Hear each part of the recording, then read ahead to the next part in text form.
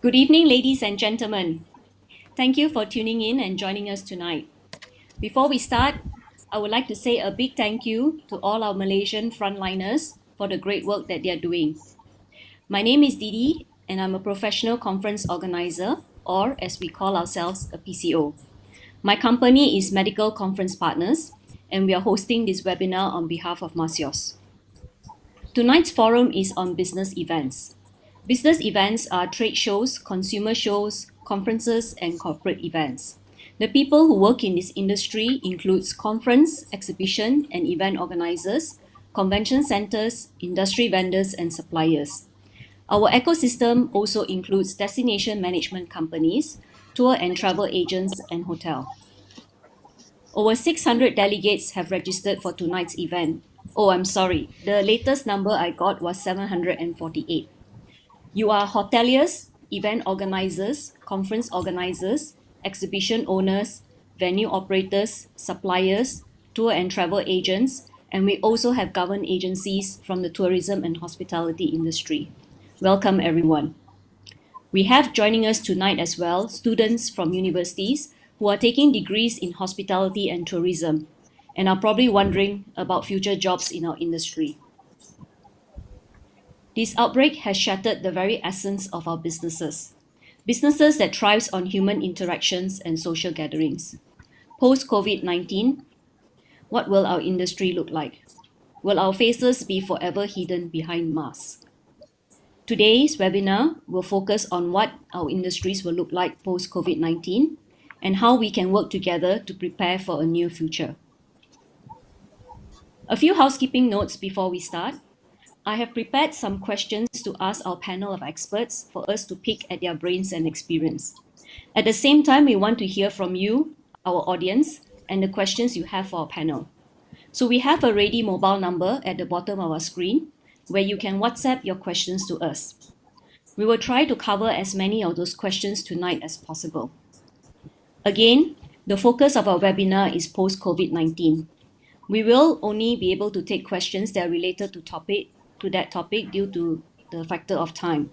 Any questions about our current MCO and immediate impact will be discussed at other webinars. At the same time, your question might be a popular question, so it may not sound exactly like how you asked it, but it could have been asked by someone else already. So please pay attention. If you do not manage to answer your question during this webinar, we will try to get your questions answered by the panel later. So let's get started. This webinar is brought to you by Masios, together with our guests, Alive, Mata, and Ma.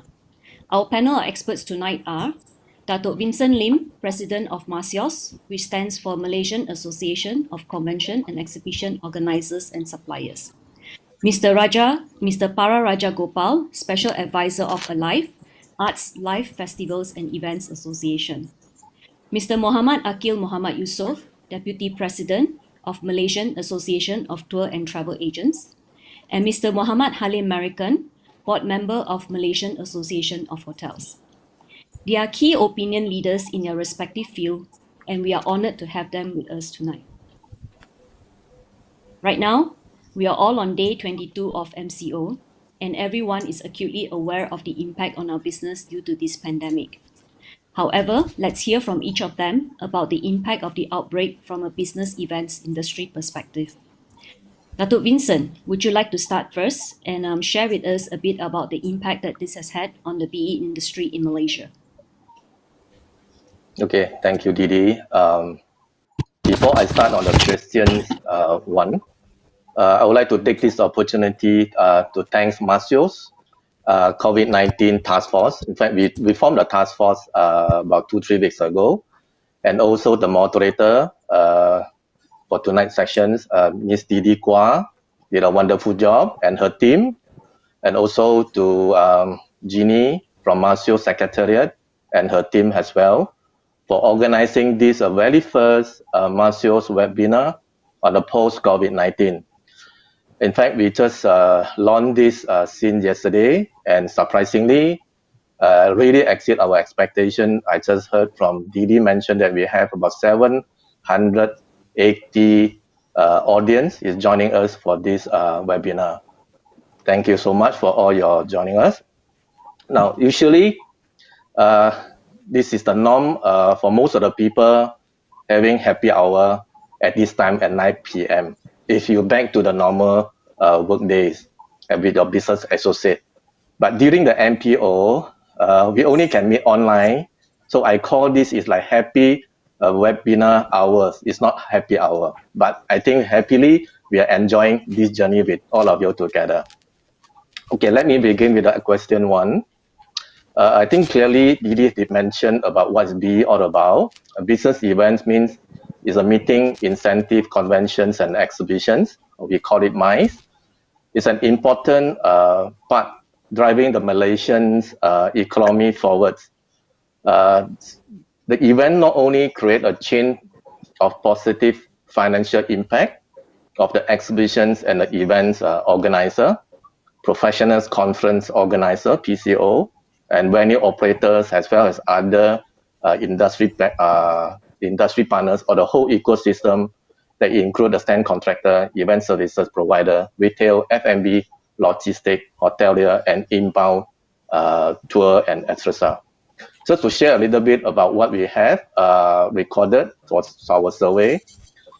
We have recorded about 1,014 business events were reported in 2018, and this business event contributed to a total of close to 50,000 international attendees for meeting, incentive, conference, and exhibitions. Also, a total of 1/million local attendees for the same MICE industry. So you can foresee this is a big B is a big contributor to the national GDP on the tourism industry. So estimated also about 11.3 billion, those are direct or indirect business dealing or sales or transacted were recorded through our survey in year 2018.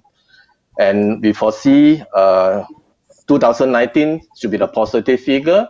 We are in the mid of compiling, and we'll share with everyone perhaps in the 1 or 2 months time. Yeah, thank you, Didi.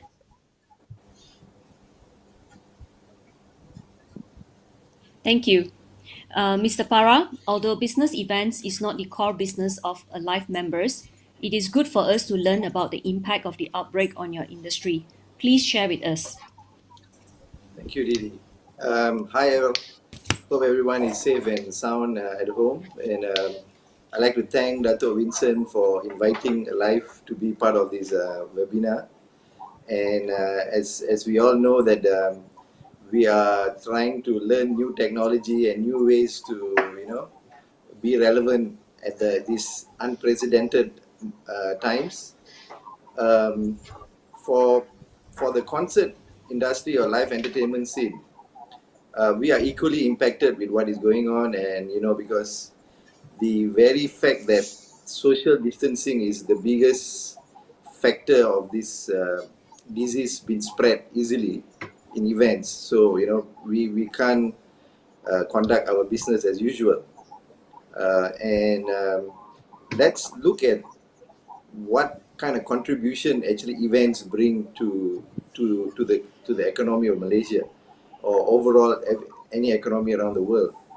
If you come back to Malaysia, the labor force seems to be the biggest contributing factor, because manufacturing is 37%, agriculture 10% of the labor force, services is 53%. So lots of events contribute to these services: hotels, transport, suppliers, airlines. We've got sound and light suppliers, prop designers, and we also hire a lot of human-based professionals, from sound engineers, crew members, security. So the entire gig economy relies very heavily on events, and having this been taken away and stand still, there's going to be a big impact to the well-being of all these people in the industry. So thank you. Yeah. Thank you, Mr. Para. Mr. Akil, The tour and travel industry is part of our ecosystem. We feel the loss and struggles that you are all going through. Can you quickly share with us the economic size of your industry and how many percent of it is related to leisure tourism and how many percent of it comes from corporate travel and business events? Thank you, Didi. Uh, Hello, everybody. I hope everybody stay safe, stay home. We'll have to go through a difficult time.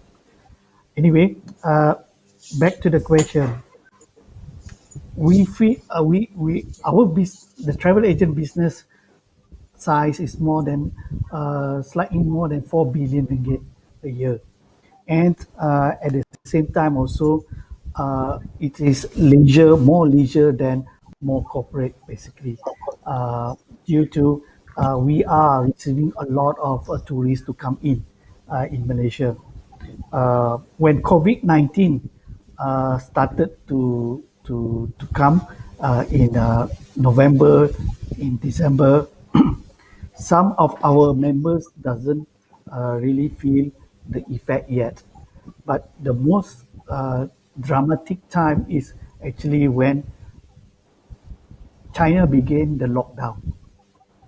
When China began the lockdown, then all hell goes through out of the industry. And January, February, March, we practically lose a lot of business. Last time we have about 65% of leisure and 35% of corporate. But now I would say leisure up to probably less than 5%, and corporate is also probably less than 5%, uh, as we see in the month of March. Okay, uh, but we hope our members are resilient, and we can do it. We can go through this together, but we cannot go it individually. This is always our message to our members. So it is affecting us a lot, and we are. If you see in the market, we are making a lot of noise. Not that we are beggars or whatever, but we we have to, or else this industry will die.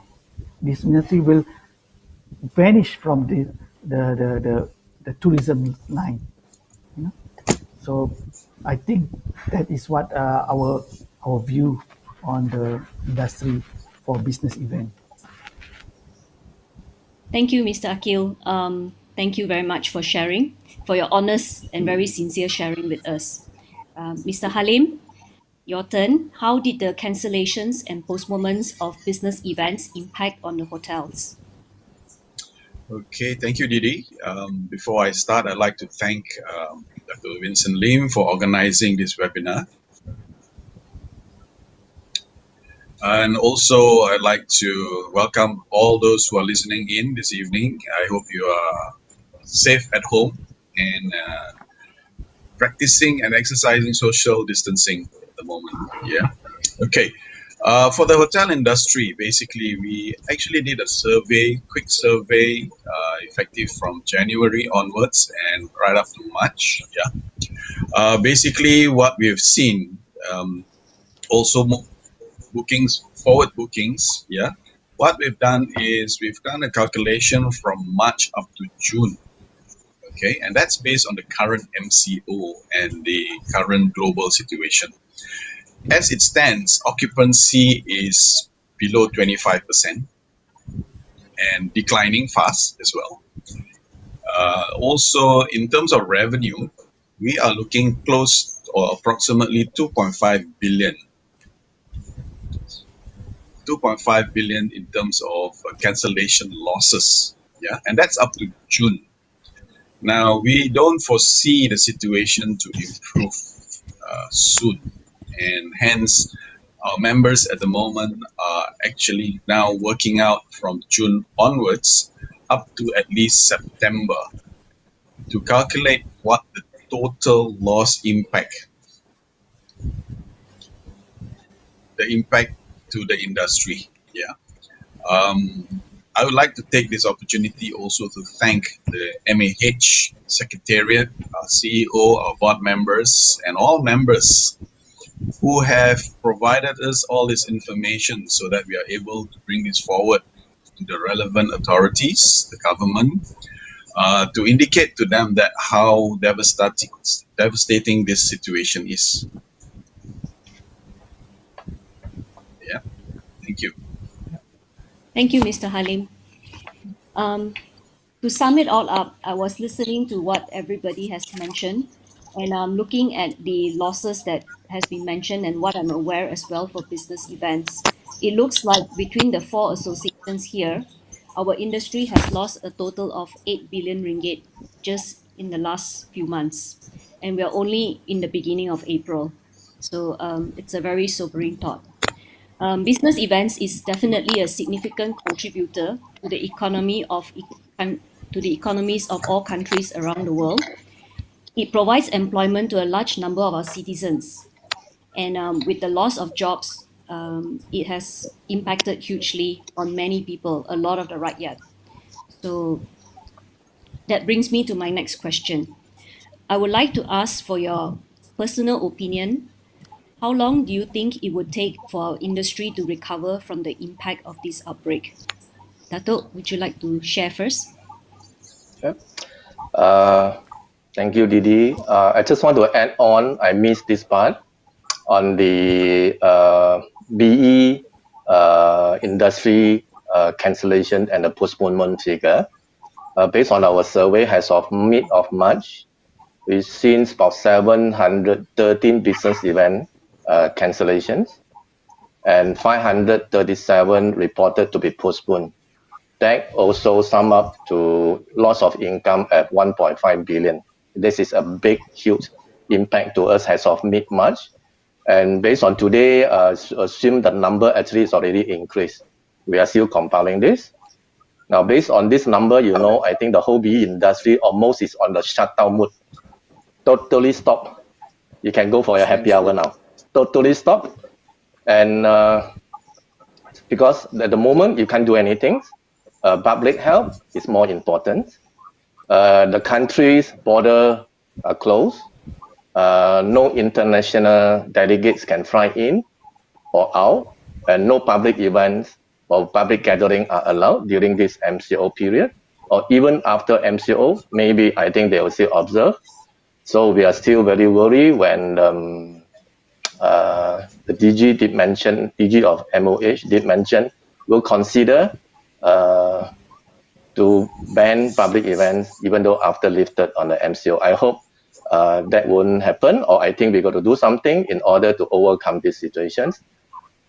And we foresee it will take some time to recover, maybe 6 months, to see some recovery sign in Q3, maybe like end Q3, or by Q4, perhaps the situation will improve, but I think the business will still be growing slow. So bear in mind the industry and the whole ecosystem will not be the same like last time. I think it's business unusual. So we have to prepare and change our mindset. How can we retweet or reinvent our business into the new post-COVID-19? Yeah, I think that is part of the thing that we have to be aware of. Yeah, thank you, Didi. Thank you. Mr. Raja, your turn. Yes, I totally agree with what Dato has said, and I think I have kind of like understood this, that we have to basically now manage and navigate through this period of uncertainties. And I've prepared a short slide. If Alfred, you can pick out, yeah. So obviously we need to have a plan on how to mitigate the current situation, and either you need to cut your losses, or you need to cut your staffing, or you need to know how to manage your reserves at this point in time. And you need to accept help, and I think there's a lot of help being given out by the government. and we have to, also negotiate your OPEX, your rentals, your staff salaries. The key thing now is also regular communication with your core team members. How do we, find ways to still conduct or prepare for the future, for the recovery process. These are the times that you can train your staff, you can come up with the more improvement plans of your services. So you are not you're constantly engaged, and you have to keep engaged with the industry, speak to your associations, speak to the government bodies that are helping you, and like Dato Vincent said, you have to innovate and pivot.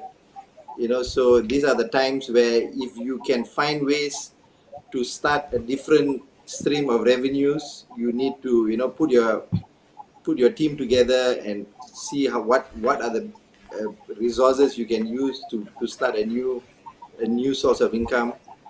We have to work together with a recovery plan to be prepared when when the entire ecosystem improves. And lastly, I think if we all come together and contribute to each other's survival, I think we will get through this. So this is the first phase of how we can navigate through COVID-19. And thank you, Alfred, for the slide. But the process of getting to the end of the tunnel is another, it's going to take an uncertain times, because firstly we need to contain the disease, and then we need to cope with the disease, and that's the time we need to have certain form of SOPs in events and in hotels and in venues, how we can conduct event during the coping period, and we can still conduct events safely, and that it won't become a cluster of spread for the diseases. We also need to build the confidence of the market, of the audience, of the government. So it's all the C's: contain, cope, build confidence, and then you might see some catch at the end of the tunnel to get back your business in order again. So I think that's my thought on how we can navigate this together.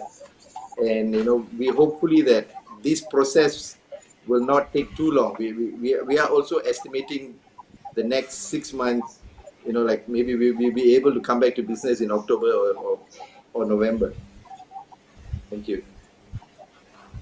Thank you, Mr. Para. That was very good. And I really like your slides. I took some notes down as you were speaking as well. Mr. Akil, you. what do you think? Well, I think I will be a little bit more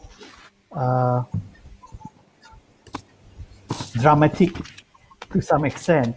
That I would say the situation will improve, or will not back to the normality, but will improve from 12 months to 24 months from now. Simply because that, COVID-19, when it hits China, it doesn't hit other countries. And then slowly it goes to other countries, and simultaneously it goes to Malaysia. And also now, if you can see, it goes to Italy. Italy has, it's around at the same time now to UK and to US. So it will go the cycle, and it will eventually come to the whole wide world. Then, in order, because of the different timing of every countries are facing COVID-19 to the maximum, therefore every countries, if they need 6 months to back to their own 2 feet, then the other countries also probably will need the same amount of time or more, right? So therefore I would say, for us, we will look at it 12 months to 24 months period. Then the situation may be okay, but it will not go. I agree with Dato. I agree with Mr. Para. It will not go to the same. Even uh, our special health advisor to the Prime Minister has said, Tan Sri Dr. Jamila has said that we will be totally different after COVID-19. Culturally, we will not shake hands. I don't know how we are going to face Ramadan and also Eid al-Fitri. We will not hug. Probably what you see in the internet, people are shaking hands by touching their feet. Maybe that will happen. So these are the reality that we have to think now. That and from there we have to devise, like what Mr. Paran said, we have to devise a plan. And we cannot work individually. Mata, we don't want to work individually. We want to work with other associations so that we can together come up with this situation and be the winner. And to do that, it's not easy because everybody has their own interests, their own priorities. But we feel that it can be done, inshallah. Thank you, Mr. Akil. Mr. Halim, can we hear your thoughts? I think I'm, you know, from Dato Vincent, Para, and Akil, it's obvious it will not be normal. Life will not be normal anymore. It's very hard to put your finger on when exactly COVID-19 will be is settled. Until and when normal is ascertained, it's a moving target. It's a moving target in the sense that people will always be cautious about traveling. People will be very cautious about even going out to a restaurant or to a public space, right? It's very hard to accept the fact that life won't be the same. The way we work won't be the same. The way we travel won't be the same. Hence, I think the topic tonight about mindset shift is hitting it on the nail, where everybody now needs to realize, especially for BE or any other business industries, any industries for that matter, it will never be normal again. The next time somebody says, I've got a flu, it's COVID-19. And then we know it's a very naughty virus. It starts to mutate. I think if I'm not mistaken, the US is on strain 5 or something like that now. Yeah. It's mutating.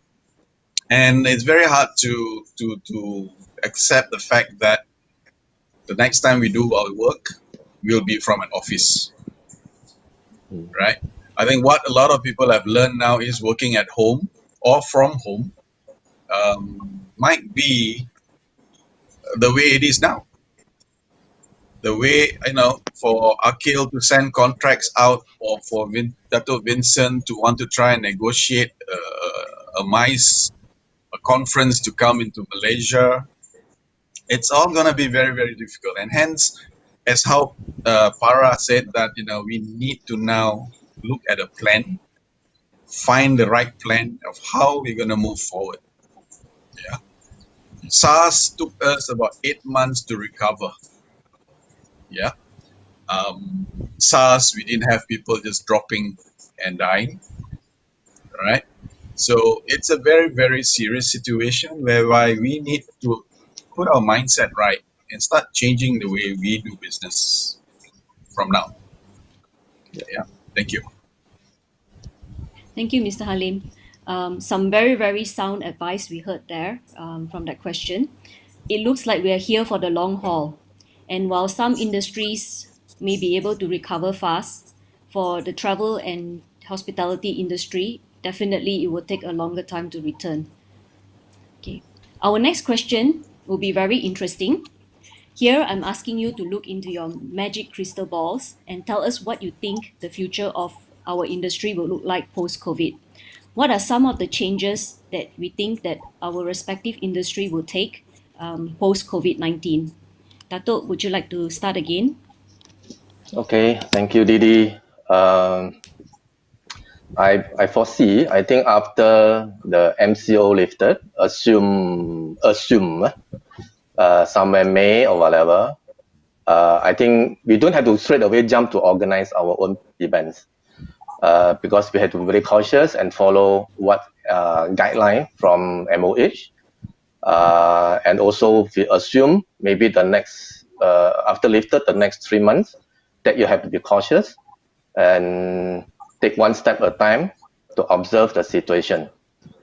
And for the Q3 or Q4, God's feelings, maybe, if I mentioned earlier, hopefully situation a little bit better, then I think we can start to organize the events. Based on my observation and understanding, there is a lot of events have been postponed to end Q3 or Q3 and Q4 because whatever postponements from the Q1 and Q2 now all jam up at the Q4. Even though during Christmas, even though during New Year Day, full of events. For some, this will happen. And things definitely will be different until we found a vaccine. And previously, when in the exhibition industry or any business event, the more is merrier for us. You love to see your crowded walkway full of industry trade visitors, buyers, a lot of busy, what they call atmospheres in the networking, hustle bustle, or the business dealing. We are very happy to see a good turn-up in the exhibition, whether it's a trade or consumer. But comes to post-COVID-19, this will going to change. Maybe less is a must. If the social distancing apply, less is a must. I think we have to prepare ourselves by staying in tune with the listed development, whether imposed by some SOP or guideline by MOH. That's why Masio also take the initiative to liaise with the government or MOH that we plan to work out a SOP or guideline for post-COVID-19 business events handbook. That's the purpose why we formed this Masio's COVID-19 task force. And I share my own research. I just want to share with the audience. Previously, when you have a nice square meter, you love to see pack of buyers or packs of visitors inside your booth. Due to the code, what they call social distancing policy, maybe I think it might allow maximum up to 4 or 5 packs of whether visitor and exhibitor per 9 square meter in your particular booth. I think we got to prepare that going to change. And maybe I think the walkway previously minimum requirement about 2.5 meter, whether you might want to reconsider the widen your walkway to 4 or even though 5 meter. So that I think you still have some spacing. I think this one is based on my research that we get from CDC of USA, they mean from Center of Disease Control. Also, I did my own research. The China, they have their first exhibitions on after the post COVID-19 somewhere last week. It's based on what I understand that they didn't make a change on the walkway, but they limit the numbers of visitors enter to the hall.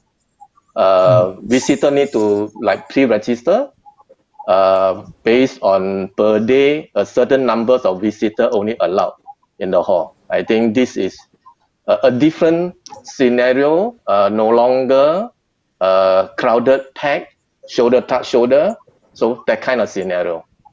So we have to prepare, but I think another thing, whether less is must, maybe less is go. Go means it's a quality one. Then hopefully our business is still can jalan. Yeah, that's my sharing. Thank you. Thank you, Datuk Vincent. Mr. Para? Yes, I think Dr. Vincent has, came up with some good pointers and advice how we can start doing business post COVID by having a health screening protocol for events and managing the the from actually how do we clean the venues, how do we clean the seats, how do we organize the seating arrangements, the contact point with human like usherers. I think we need to like kind of eliminate it, or all using more machines, or more technology.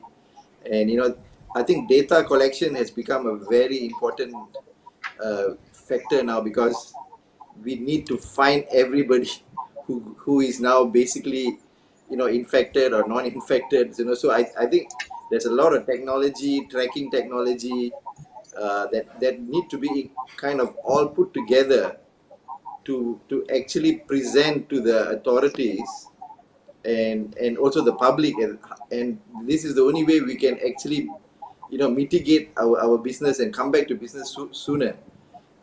But having said that, live events business is a, especially music and concerts, it's a celebration of human talent, and people are going to be shouting and screaming and enjoying themselves.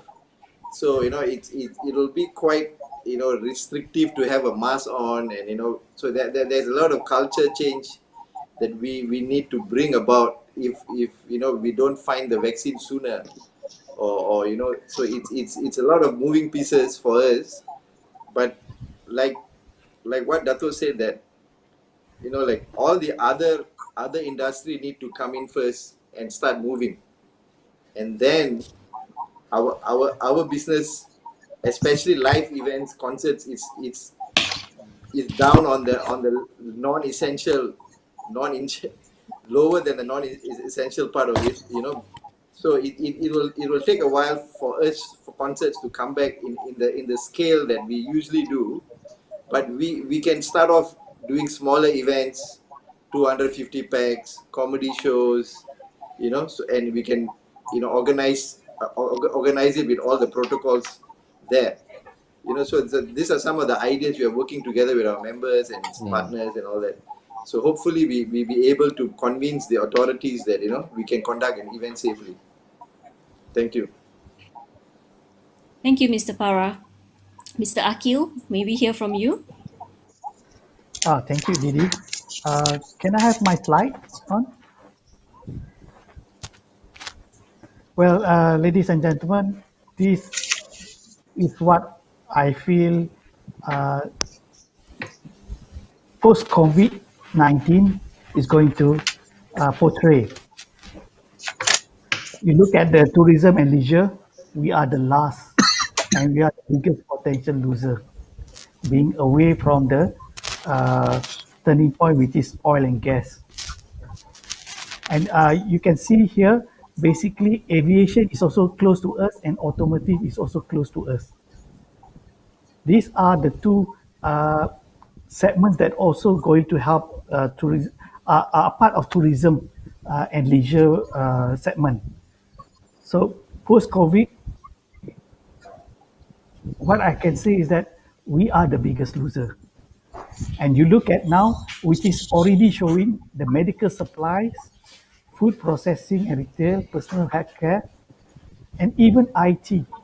I think IT will go very, very far after COVID-19 because of the social distancing between everyone. And I'm also not surprised, because this is what happened when my son came back from Europe.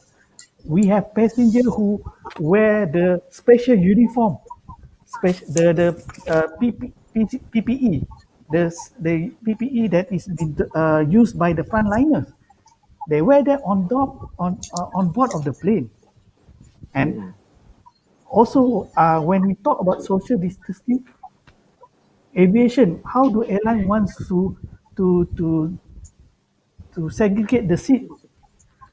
You can, if Airbus 330, you have 242 seating capacity in the economy class.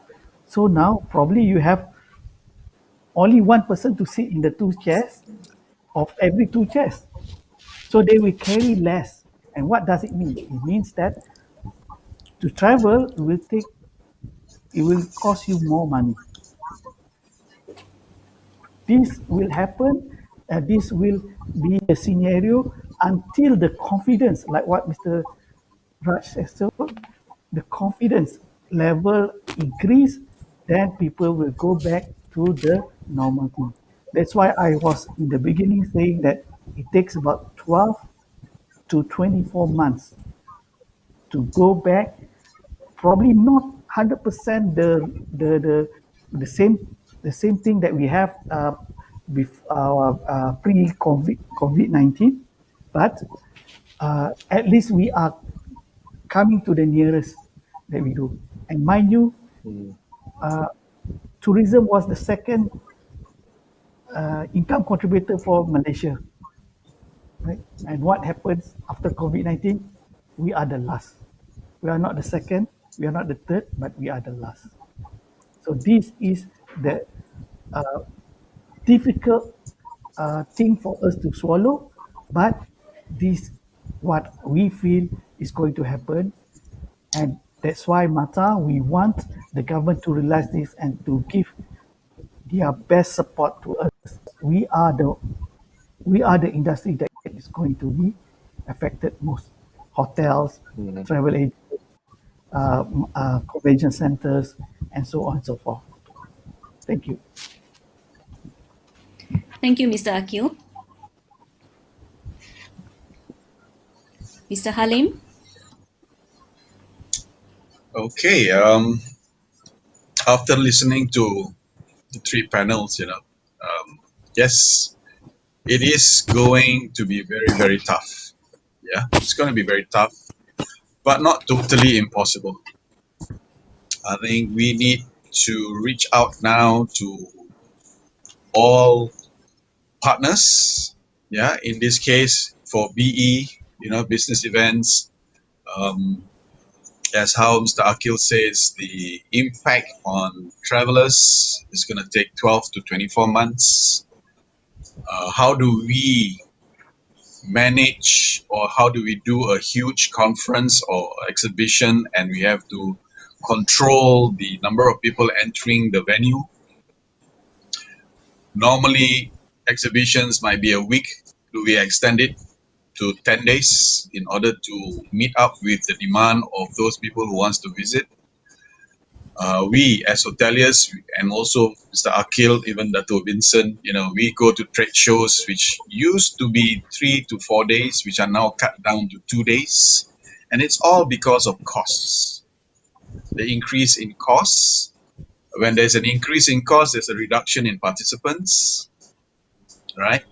So from the hotel standpoint, the first point that we got to look at is the post-COVID would be staffing.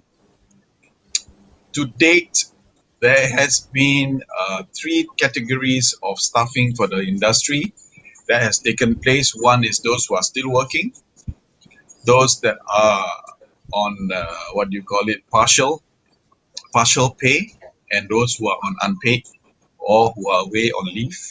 Yes, we have gotten government support to cover the payroll costs, which in any industry is the highest cost, right? So at the end of the day, it's about the perception of large gathering, a perception of large number of people traveling, which will impact the industry, the hotel industry or any industry in BE. Yeah. So for the hoteliers, I believe we have to realign our segments. We have to realign and review our channel of how the business are coming in. We have to realign the geographical business. Where are they coming from?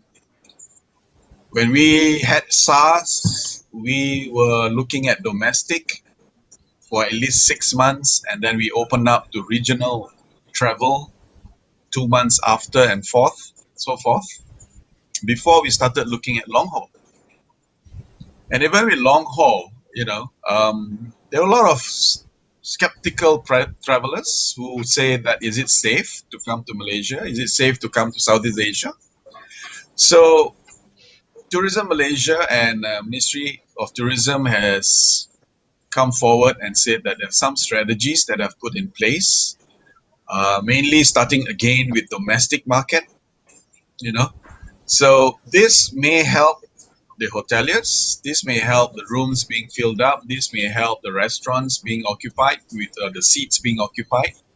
But in terms of BE, business events, that's going to be a bit difficult. Yeah. Challenge. Again, as I said, it's not totally impossible. The day will come back where social gathering is going to be required. There will be a day where we're going to have to get together and start doing business again, business relations, partnerships. Yeah. But at the meantime, I think the mindset shift that has to take place is that for the industry to really, really look again at from inside, from within the business, and looking out. Survival is about looking at what's happening inside your own business, how you are using what is available, technology, manpower, resources, contacts, networking, right? And then moving into that direction. I think when we sum all the three panels points put together, as what I'm also saying, I think this is a mindset shift that we have to agree upon that this is the situation it's going to be for now, for the next 8 to 12 months.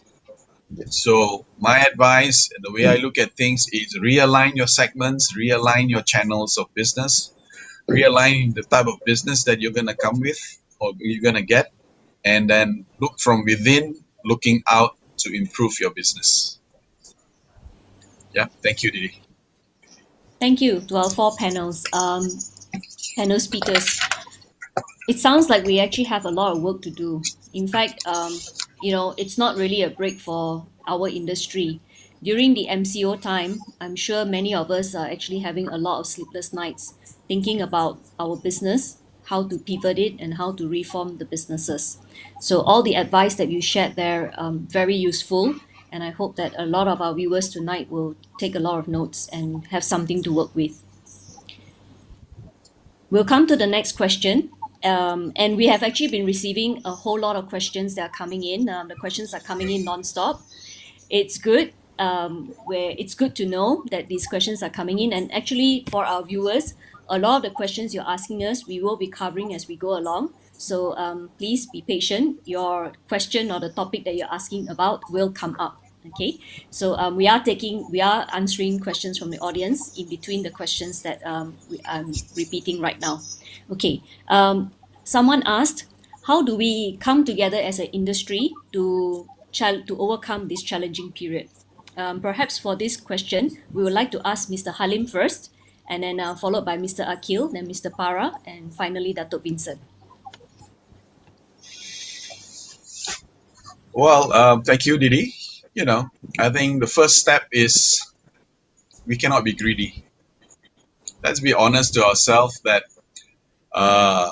in the tourism industry, in the hospitality industry, in the business events industry, we need each other.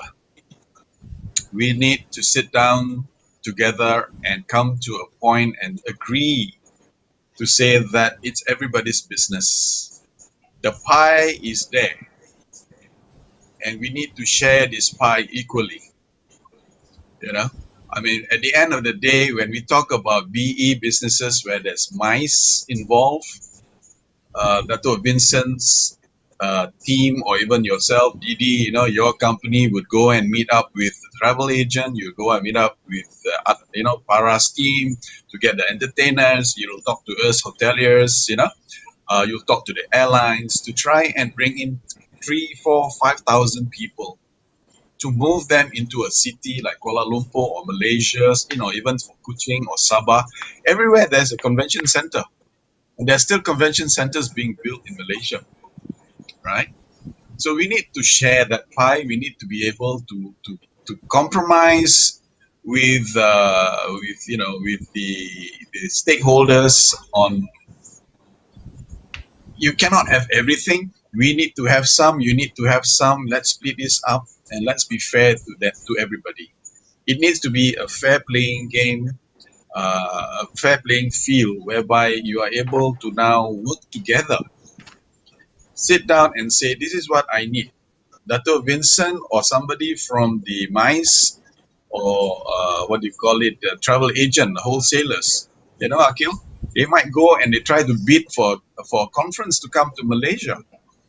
And that's a lot of money that has to be laid out before. And the conference may only come into Malaysia maybe 3 to 4 years after. But the capital needs to come out now in order for you to bid for that huge conference, right?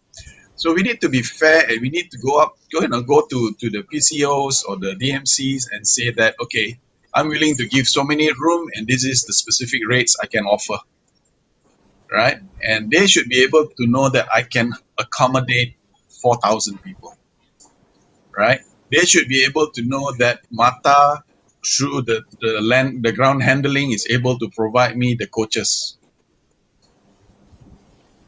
Sorry, I'll repeat that. Mata may need to come up with the coaches. So that pie needs to be shared, and we need to work together towards this one common goal. It's not about Masios or Alive or Mata or Ma. It's about Malaysia being a destination. We lose out a lot to Singapore, to Thailand, right? To Jakarta now, and even to Manila. We lose out because we don't make Malaysia as a destination first. Once you achieve Malaysia as a destination and people know that, hey, there are lots of things to do in Malaysia. Logistically, they are fine. Infrastructurally, they are fine, right? Technology, they are fine.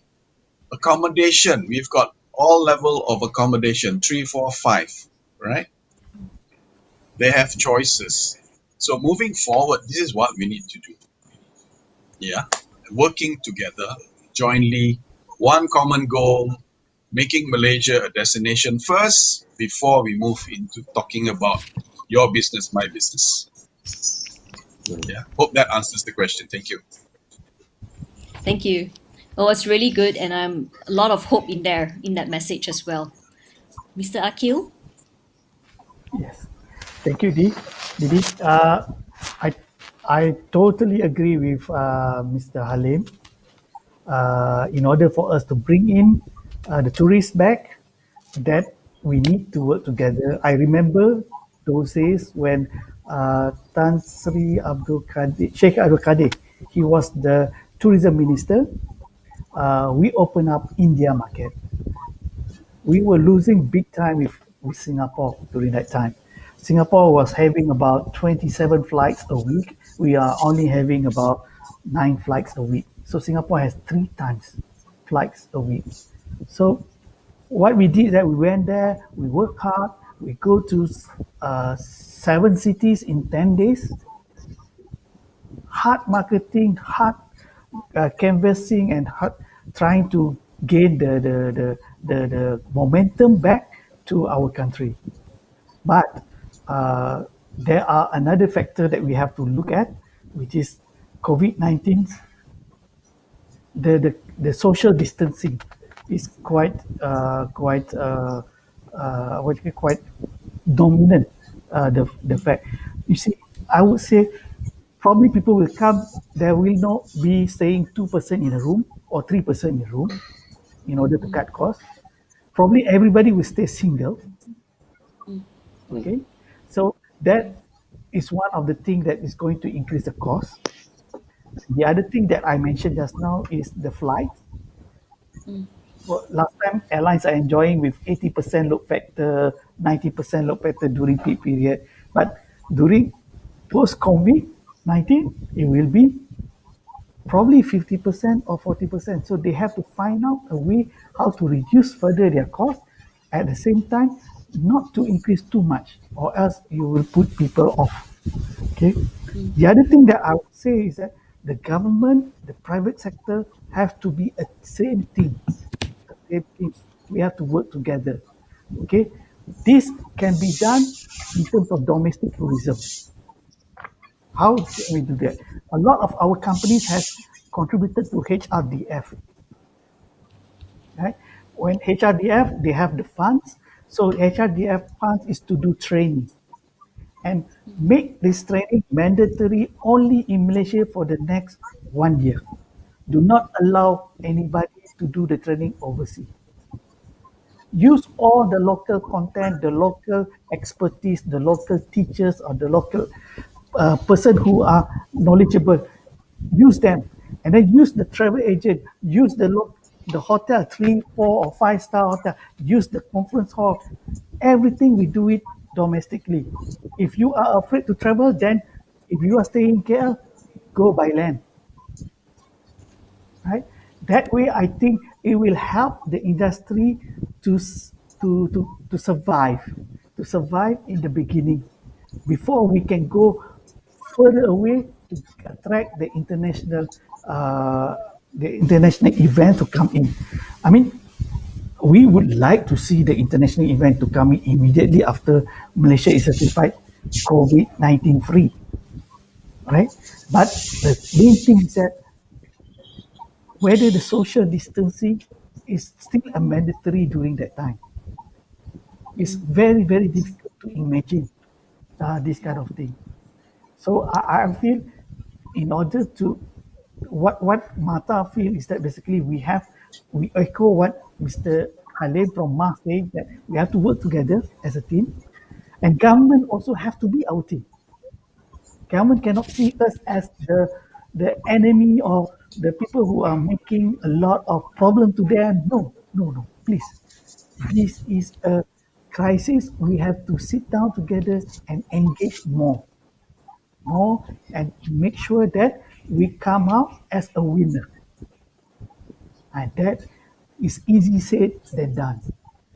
Believe me, we have been to SARS, we have been to Japanese, what you call it, Japanese, the one that is all these diseases we have been to, we have go through. But COVID-19 is totally different. Totally different. They have so much thing that we have to consider. Therefore, we have to put our ego in the pocket, put it in the pocket, and meet up with everybody and try to make things happen. Things happen for the travel agent, things happen for the hoteliers, things happen for the concert, things happen for the exhibition hall, a venue, right? And who is going to be the people who's going to gain this? Is the government, through sales tax, through income tax, through this one. So government has to think that way. Government has to understand their role, because 30%, or sorry, 25% of our business, if we make money, belongs to them in terms of taxes. So they must make sure that we survive. We cannot just put, oh, cannot, sorry. But I agree, there will be casualty. We have to accept casualty. And who is going to be the casualty? That I cannot say. I leave it to God to do it. Thank you.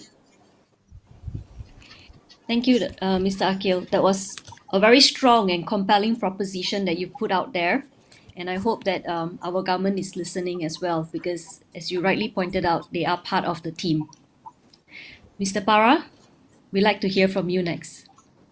Yes, I think we are already working together as a team.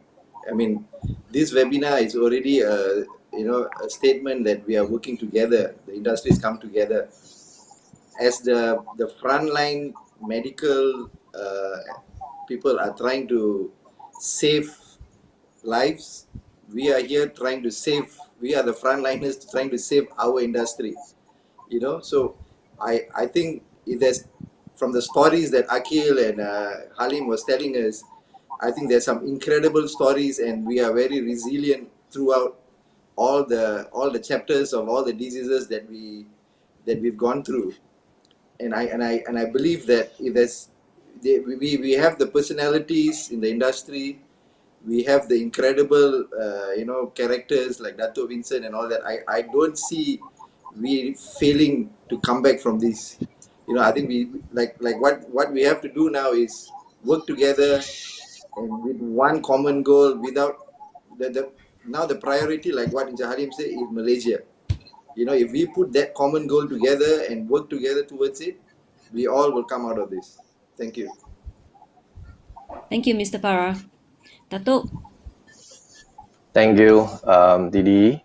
I absolutely agree with the three panels, especially Encik Halim talking about Malaysia is the preferred being the destination. I think it's a good thing. I think we have to look forward, like what Mr. Para mentioned. Hopefully, the Minister Lamotec is watching us and hear something from the industry players. It's also good if there is a chance, perhaps maybe we can suggest to the MOTEC or the Minister. I don't know whether they already formed. It's just to have a recovery task force committee that consists of the industry representatives to advise and work together with the ministry. How can we overcome this COVID-19 as short as possible? I think if you're talking about 1 year, 12 months, or 24 months, that will be a big damage to the economy. So a lot of industry players are not able to sustain for so long. Because for the first 2 months, we already hear a lot of news from the SME, even though through our member survey. It's a very scary report that some, even though mentioned between 4 months, I think we can see 50-60% of the company got to wind up. I think that will be a very scary, and we try to support each other because all of us is in the same boat. So we have to support each other, because when there's an event or when there is a business event back to normal, we still need all these industry players of our partner to work together again. And we know, I think we hear from everyone, I think we forget about international event in the midterms. Long term, I think 1 year, I hope maybe will start to coming back. So I wish more local homegrown events can be organized, so that at least there is like Mata, I think a Cuti Malaysia. So on the business event, I think we still can focus on the domestic market. Local homegrown event is to start to nurture the homegrown event from small. I think it will be grow into the regional, and one day it become an international event. I think mindset people is also with us today. I think they can know how important of the promoting or nurture the homegrown event for the benefit of the nations. So I think before we end, I also wish on behalf of all the organizers, whether it's a PCO or PEO, exhibition organizer, we wish, or I hope, the venue operator can relook and reconsider the hall rental package could be more flexible during the post-COVID-19 period, assumed for this year or for 2021, so that there is a flexible, and your contribution, you play a role. I think forever people will remember, because you help the industry player, the small and the medium events organizer, PCO, exhibition organizer, to sustain their business, let their small event continue to kickstart, to run. In fact, I think we don't think about making money for this year. If we can sustain for this year, I think that is already a plus point. So from there, before I end, I urge maybe all industry players will agree with me that we have to work together, not only among the Marsio's members, which I think is a good start for today, all the 4 captain of the industry that we are here for this webinar. I think it's a good sign in the future that we can work even closer and create a better synergy among our industry. Thank you. Thank you, Dato'. Thank you everyone for that session. It looks like, as you all say, for us to recover, we start first by looking inwards, by working together, by building up the foundation of our industry again from within, and then we'll be strong to attract the international guests and international tourists once more. Moving on, we've already reached 10 o'clock, which is our 1 hour, but I think we have so many questions coming in still. So perhaps with everyone's permission, we can go on for another half an hour. Is that No okay? problem. Okay. Okay. All right, No thank problem. you. Demand. Okay, thank you. Nothing So, to do. nothing to do. Okay, well, quite a number of the questions coming in are about technology. So, how is our industry able to use technology to adapt? Gentlemen, I came across this post. Alfred, would you mind to share it? So, this is very apt.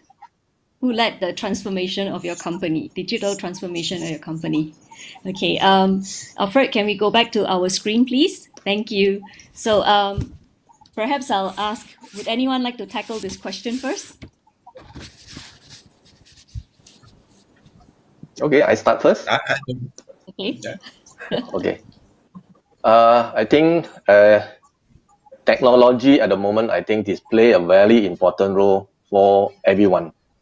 You just imagine if we do not have this webinar, we don't have a Zoom meeting, if during the MCO period, we we have nothing to do, right? I think that is proven technology will help to see how our business will still continue.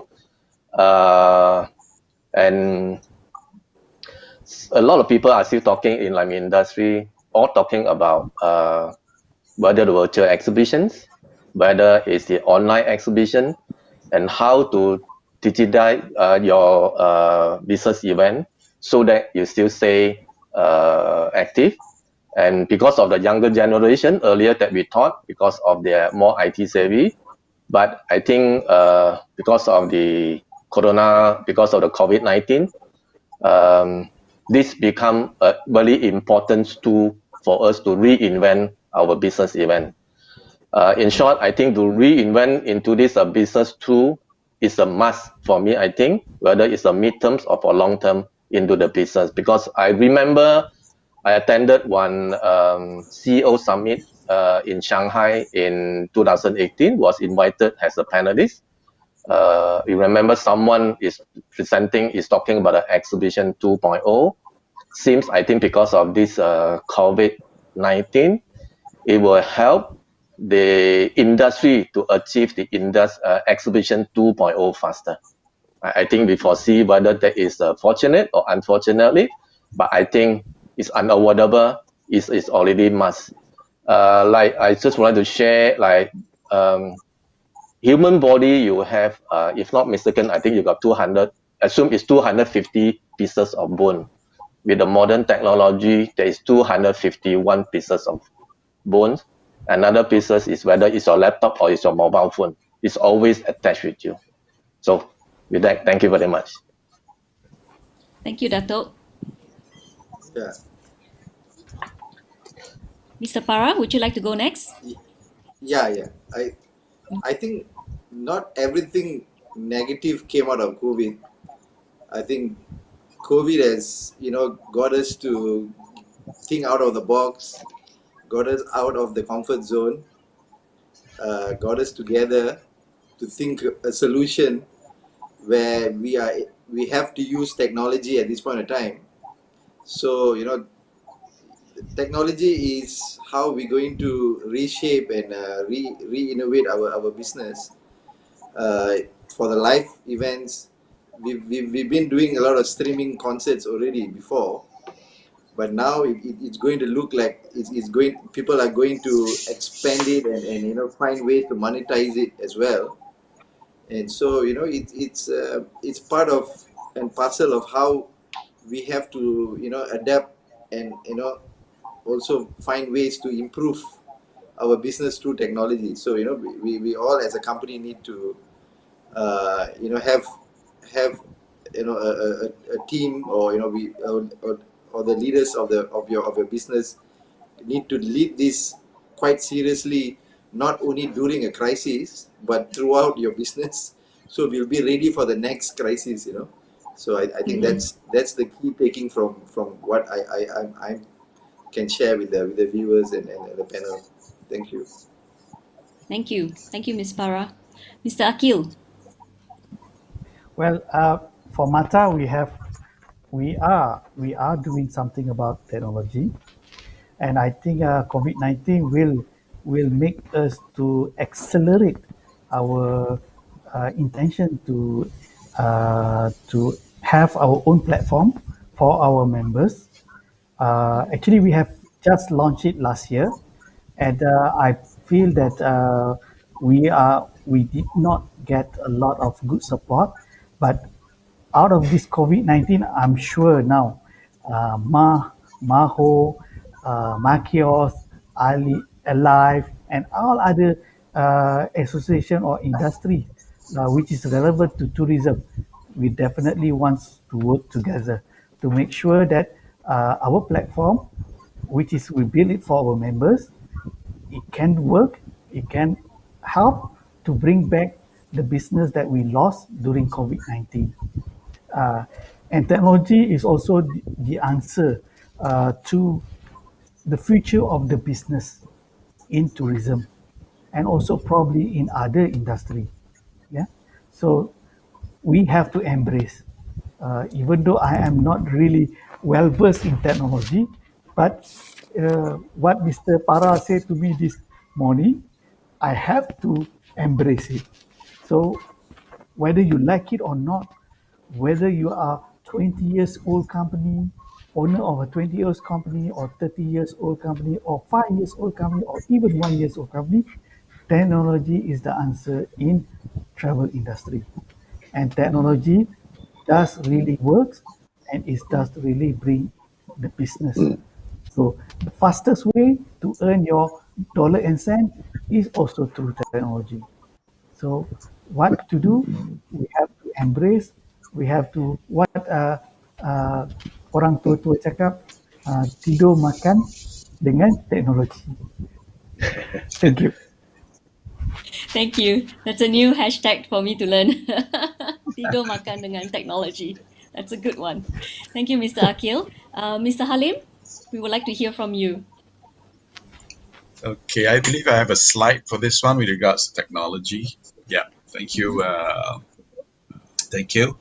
Okay, technology and the hospitality industry, it's not something new. We've been embarking and using technology for our business for a long time now, actually. Yeah. In fact, we sometimes forget that Y2K was 20 years ago. And all that commotion with regards to Y2K, and that's already technology being used. Yeah. So, we will continue. We will continue to use technology and we will all continue to enhance our operations using technology to make it easier for our customers, for our guests. Yeah. However, in the hotel industry, we cannot compromise the personalized service. It is a perceived expectation by our customers when they come to hotel to receive such personalized service, right? I mean, now we talk about checking in using your credit card and using kiosks and all that. Yeah. So those are just enhancement, but you still need the people behind it. And as we already spoke earlier about manpower being the most expensive component or most expenditure for operation, we need to maintain the staff. We need to maintain, but however, we need to train them to be more multitasking. We need to train them to be able to use a lot of the technology to help with their daily task, right? And definitely e-commerce platforms and social media, that is definitely going to be used even a lot more now, if it's not already being used a lot. Yeah. But the interesting part about technology will be the technology for marketing. I think we'll be using a lot more now since we are realigning our market, our segments, realigning our channels and geographical origin of business. The technology for marketing will come in very largely. Yeah. And lastly, technology for culinary and F&B team and the rooms operation. We're gonna have to start thinking about investing. I do understand some companies do provide hire purchase arrangements for equipment in the kitchen to be a little bit more technical or technology driven, right? This will actually again enhance the production of food or culinary, but at the same time, it allows staff to be a little bit more multitasking. Yeah. I used to joke with my son to say that nowadays hotel school, you need to learn to push a button, right? As opposed to what I did 30 odd years ago, where everything was manual, right? But at the end of the day, that's the real life now. That's the real thing now. So technology, this is the direction we need to go. Yeah. And as Dato said, the webinar, here we are, right? Video conferencing, but the important thing to realize now, moving forward and changing our mindset is conferences will be smaller for the time being. Convention centers will probably, have difficulties trying to fill up all their 10,000, 20,000 square feet or, square meter halls. I think this is where, when I said earlier about working together, is basically talking about Masios and PMCs and PCOs and DMCs to now come back to hotels, because we do have ballrooms, we do have banquet halls to cater to the smaller meetings, smaller conferences. So that's one of the meaning when I say work together. Right? It's nice to be in the convention centers, but at the same time, we do have facilities as well. However, from the standpoint of a hotelier, I think a lot of our facilities need to upgrade. And their upgrading needs to come into the technology part of things, the state of the art technology, equipments nowadays. Without that, even the hoteliers will have a lot of difficulties matching up to the demands of the participants, demands of organizers. So again, changing the mindset, this is something that hoteliers need to bring themselves forward and start looking at state-of-the-art equipments to cater to business events. Yeah, I think that's my take on it. Thank you. Thank you, Mr. Halim. I think that was a really good. You gave some really good points. And at the end of the day, technology will be a key driver across all industries. We just need to adapt, and we need to adopt technology. If we do not, then we'll be left behind. Another very popular topic that everyone has been asking a lot of questions on is safety measures. What type of safety measures do you see that your members will put into place to minimize the spread of COVID-19? Even though we have a vaccine, it may be 12 months to 18 months before we will get the vaccine here, and to build confidence in returning customers such as tourists, corporate clients, and show delegates. So what type of safety measures? That's what they would like to know. Dato' Vincent, do you want to start first? Okay. Thank you, Didi. As a professional exhibition organizer, I think we have to put our visitor or exhibitors or our staff, their health is the first priority that for us to take. Whether you like it or don't like it, I think it's a must for the post-COVID-19 business event. And I foresee post-COVID-19 after all these venue operator and show organizers, I think we have to look into the hygiene facilities. I think that is unavoidable that we have to go. Example, that you need to have your face mask, hand sanitizer, temperature screening and sanitizing tunnel. This is one of our members have been sharing with us that they have been invented into using the shell skim system, and then they also spraying out the like a mist fan that you for walk through the tunnel so that you can cleanse your body. Same thing, I think also the social distancing policy have to apply. So reduce crowding and also practice social distancing as what the government enforced at 1 meter away, and assume per human.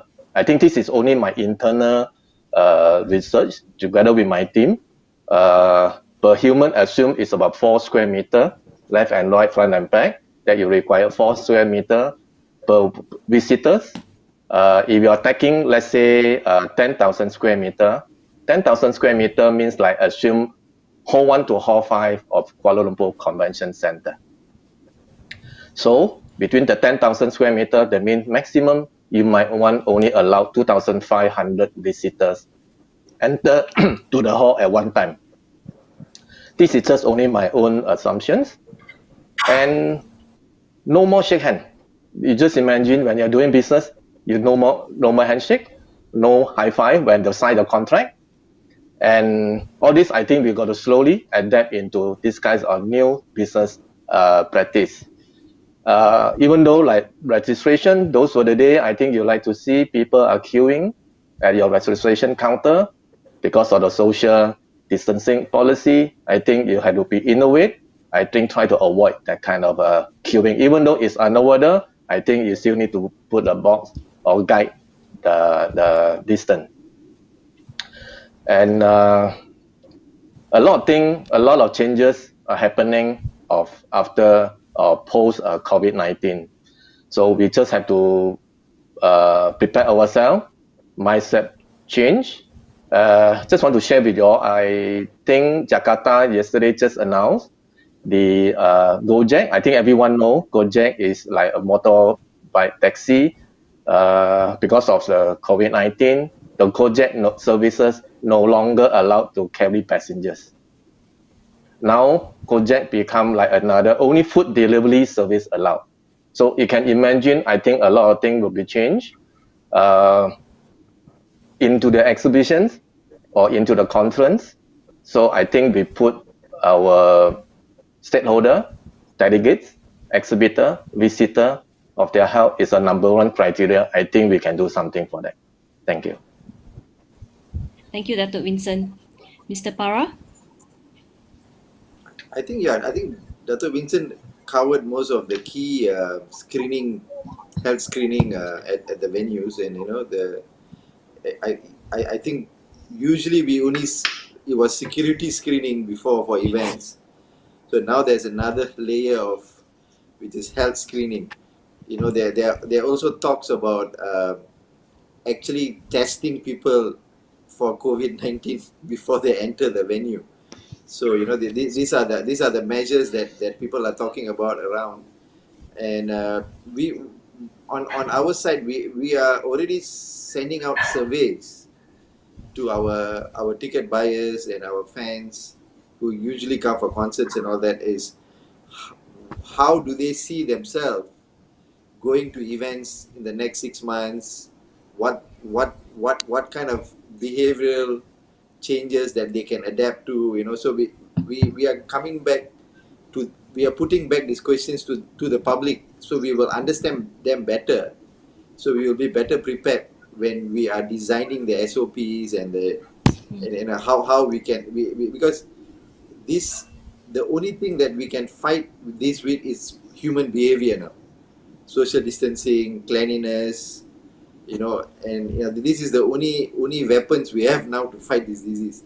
Because although there are trial medications to cure people, to not cure, is to basically mitigate their health currently, but we have to really look into the behavior of our attendees, our employees, the venue employees, so how I think that is what is going to give the confidence for people to come back to events. You know, so I think these processes are very important to be implemented and shown to be implemented very, very seriously. Thank you. Thank you. Thank you. Mr. Akil? Well, health and safety is the most important thing for human nowadays, especially after COVID-19. So you just imagine, I just thinking of taking you all through the process of we bringing in the exhibitor or the visitor of the exhibitor to a hotel. Okay, so there will be a temperature screening at the airport, and then before they board the bus, our driver will also do we have to do the temperature screening as well. At the same time, also the guests will also want to know whether the driver is okay or not. Then the guest will also do the temperature to the driver. I mean, we can see this is going to be uh, very funny sometimes to some extent, but this is the measure that we need to do to some extent. You know, I read something that in Italy, the doctor find out that why the cases are still very growing up is because they wear shoes. The virus stay in their shoes. They wear shoes in their houses. So they did not clean Think the up the ones. shoes, clean up the body, the shirt they wear, the trousers, but the shoe they left it. They did not do it properly.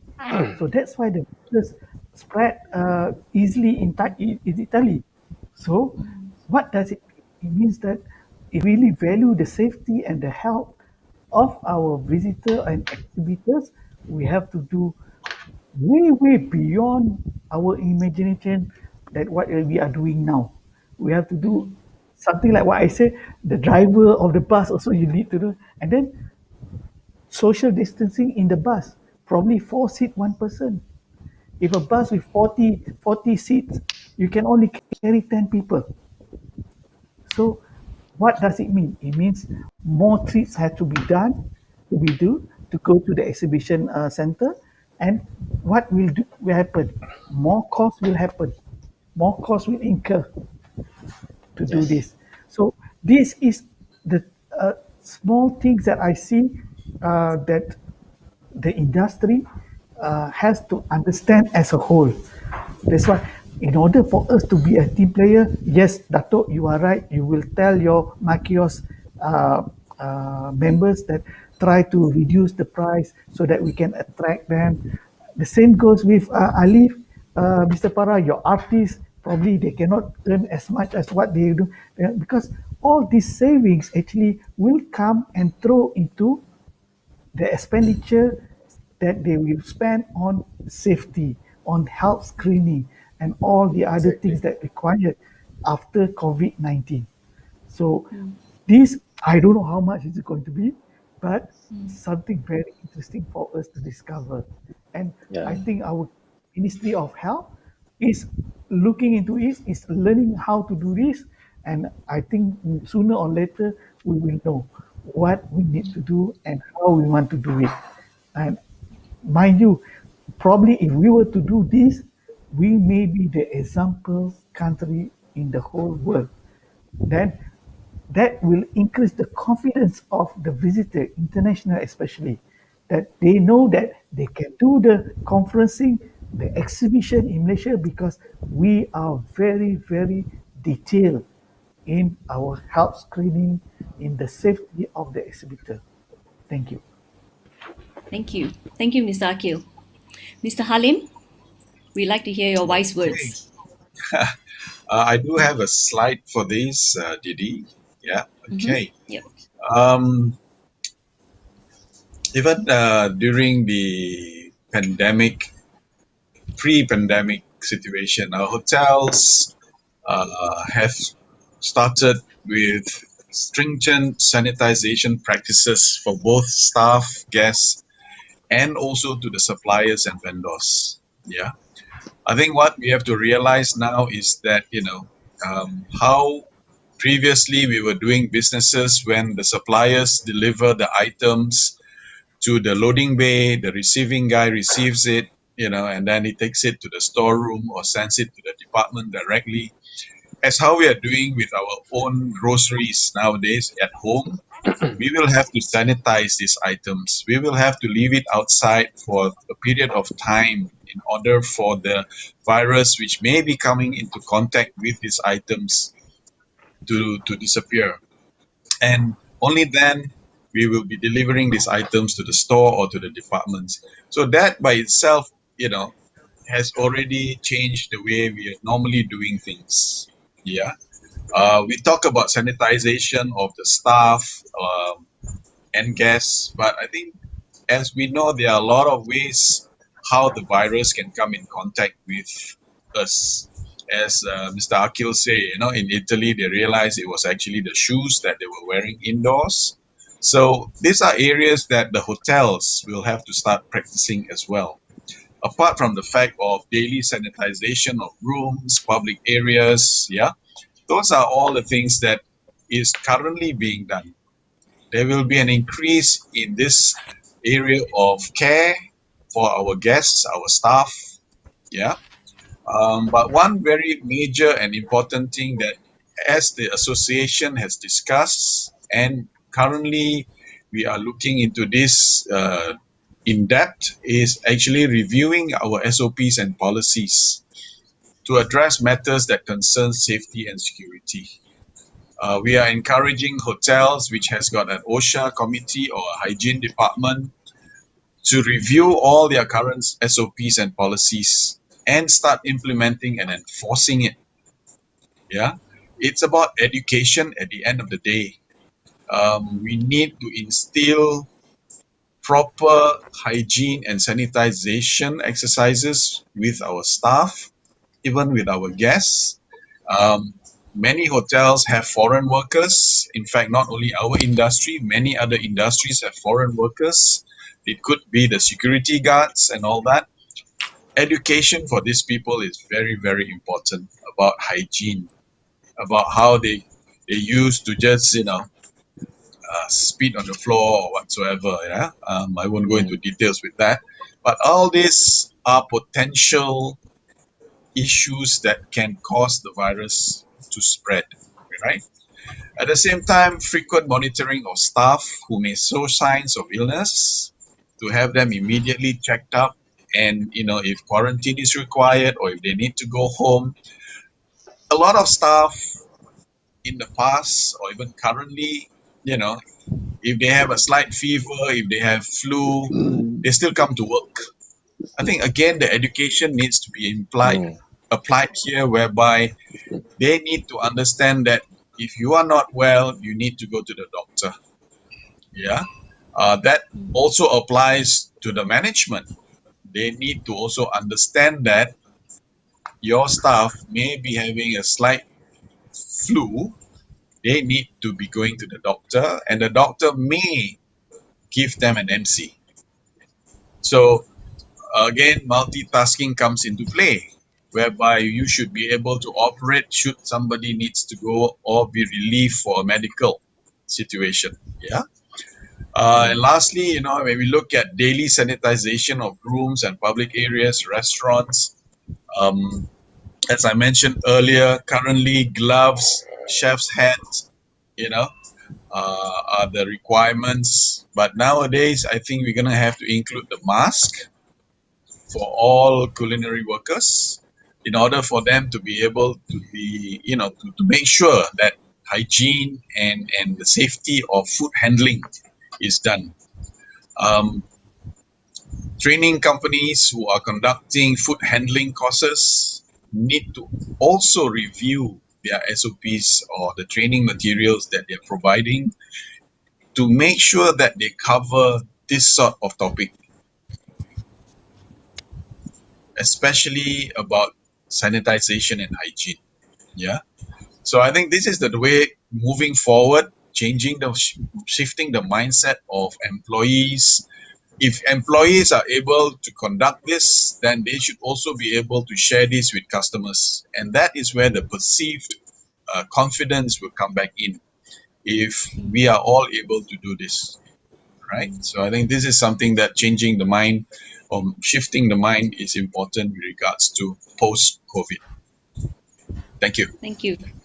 Thank you, Ms. Halim. We have a question here. Maybe Dato, you might want to take this question. It's by one of our guest viewers, Francis. You have touched on collaboration, but have you guys worked on a platform for us to come together? Independent players like us won't have the resources to do so. I think the associations is play a important role to connect the industry players together, and especially during the crisis, sometimes like individual voice is difficult to hear by relevant ministry or agency. If you really know, I think please join us, whether it's a members of the Martials or to understand us more, or let us know you more and see how actually we can work together. We are looking forward how to connect the industry player together so that we can have more louder voice.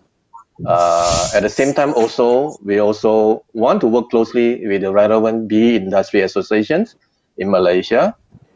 At the same time, also regionally and internationally, Martials also play a very proactive role to affiliated with the Africa, is a Asia Federations of Exhibitions and Convention Associations. The same goes to the UFI, ICA, and all these international bodies, so that we're able to learn and to share, so that we learn from each other. So please talk to us or talk to Jeannie. We always can keep in touch again. Thank you. Thank you, Dato. Didi, may I add to this point Yes. on this Yes, question? Mr. Halim.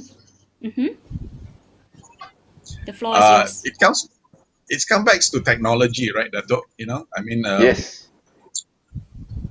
I know there are some countries that actually do it, and it's almost like a bidding process, whereby if the PCOs or DMCs requires X number of rooms, X sort of services required to work from travel agent, it's a platform whereby one can go in and Masios, for instance, will say, okay, we are bidding for a exhibition or something 3 years down the road. This is what we require, and as Masios members, we are able to then go onto the platform and actually put in our biddings, right? And I think this is again what we say moving forward and talking about technology. Suppliers for raw materials, we are using technology. I'm looking for 20 kilos of tomahawk beef. I go into the system, and only some suppliers do carry this item. Not every supplier carry this item. So whoever has it puts in a bid, and I'll go to the best bidder. Similar, I think this is where technology will help when it comes to talking about connecting everybody together. Exactly. Thank you, Mr. Halim. That's a very good point coming in from a different perspective, but very relevant today in today's discussion as well. Thank you. So our final question, we've already gone past our half an hour, and this is, I think is very important. Is there any final advice for our viewers? Actually, there is also a question from the fresh graduates too. Do we have any advice for fresh graduates? So maybe we'll take this as the final question from everyone tonight. Mr. Halim, would you like to start first? Okay, I'll cover the question by the fresh graduate. I think it comes back to my opening statement, that this is the real world. This is real. Situations like this can happen. We don't know what else will come in the future. What sort of pandemic? What sort of virus? What sort of virus that can come in the future? As many of those who are aspiring to join, any industry, to graduate and get a job, I think we need to realize that you got to start somewhere. You got to build up your exposure, your experience, and understand whatever industry that you want to come into, to clearly understand that things like this can happen. And when this sort of thing happens, how do I cope with it? All right. So, no doubt, as Mr. Akil said, we may be in the different league in terms of technology savvy, but it is our duty, it's our duty to learn it, to be at par with whatever that's happening current. Yeah. So I think that's what I could say with regards to the fresh graduate. And as a parting message to everybody, I think let's minimize the spread. Um, Follow what the government is doing. I mean, we get a lot of messages on our WhatsApp and any other social media. Again, some are real, some are fake, some can work, some cannot work.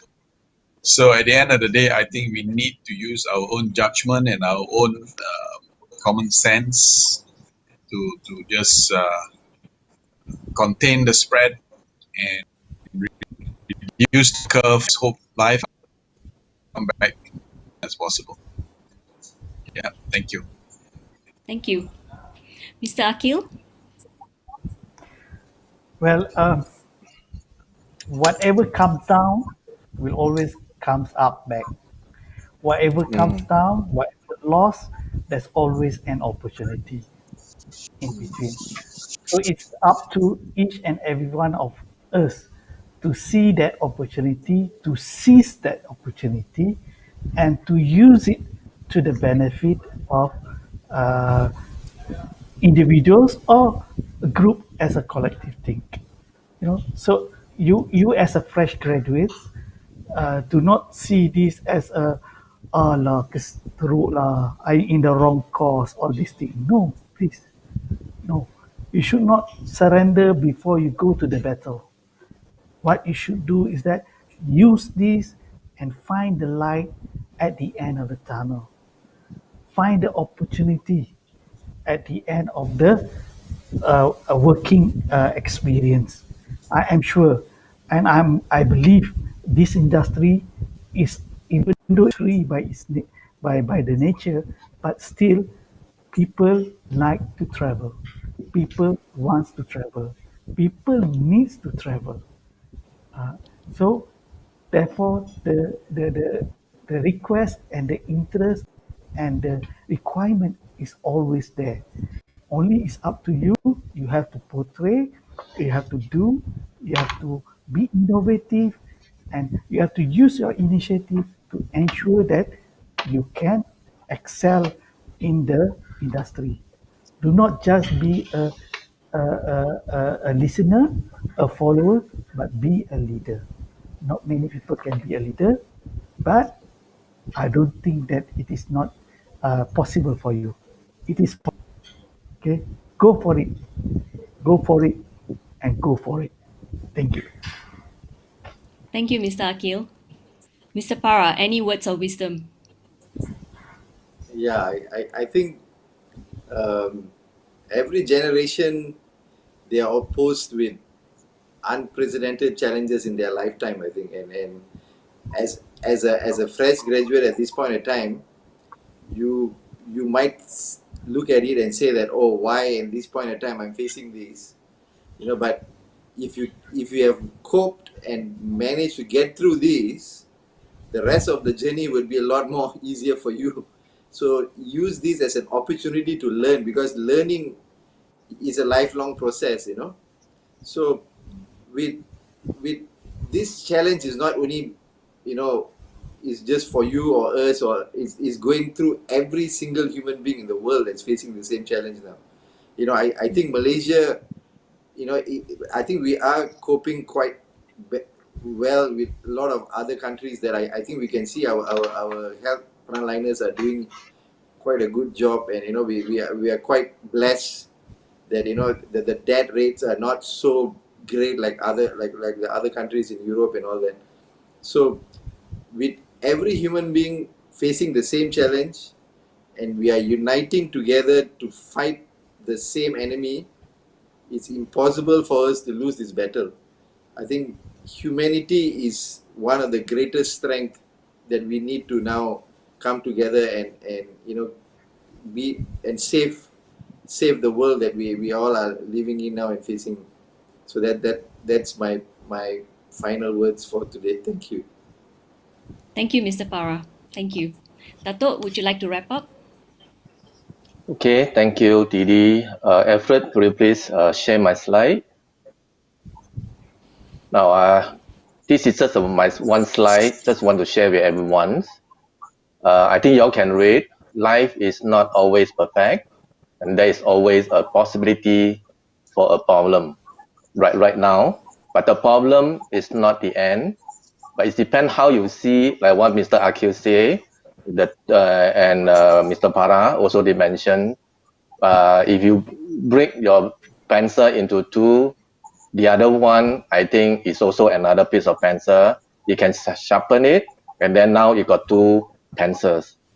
So in life, nothing is impossible. It's an always turn impossible become possible. This is the different. Yeah, you can excuse the slide, Alfred. I think just would like to share a little bit. In my past career, I never come across so tough, so different crisis. In my previous experience, in my exhibitions, I gone through like birthday, I gone through like election day. We gone through like a lot of demonstration. Even though one of my show home deck was just after SARS, I think we gone through all these kind of things, but never come across of this COVID-19 so much different. But I think we have to, because like what you say, I think we have to think out of the box. We always make impossible possible. So I think let's work together and see how to overcome this. Do stay calm, stay at home, stay cool, be patient, because this COVID-19 is just periods of time, whether it's 3 months, 6 months, or 1 year.